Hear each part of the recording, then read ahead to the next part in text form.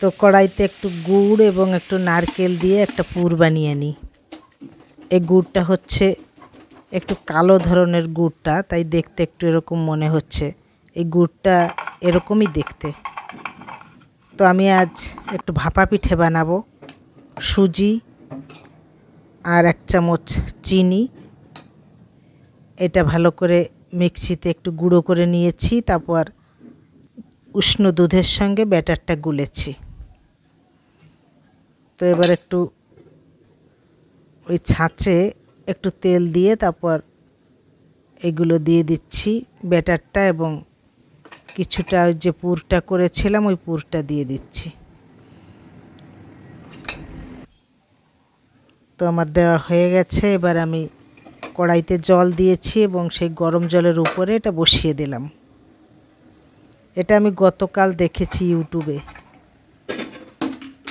আমার এটা একটু ভুল হয়ে গেছে, একটু বেশি পরিমাণ দেওয়া হয়ে গেছে। তার জন্য কি হয়েছে, এটা ভাপে দেওয়ার পরে একটু ফুলে উঠেছে এবং ছড়িয়ে গেছে। যে কোনো জিনিস প্রথমে একটু কেমন হয়, দেখি আর একটা চেষ্টা করি আর একবার।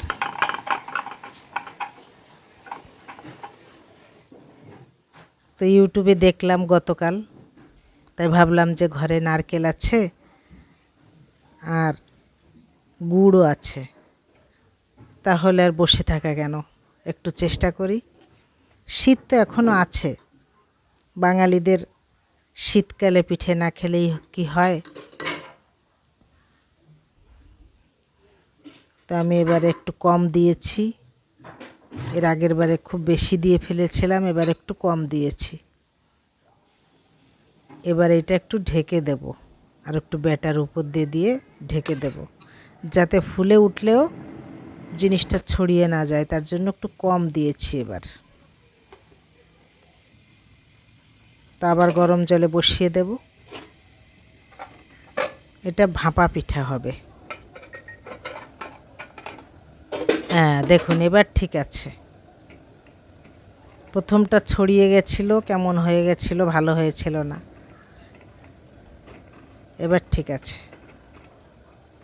কি সুন্দর উঠে যাচ্ছে প্রত্যেকটা পিঠা।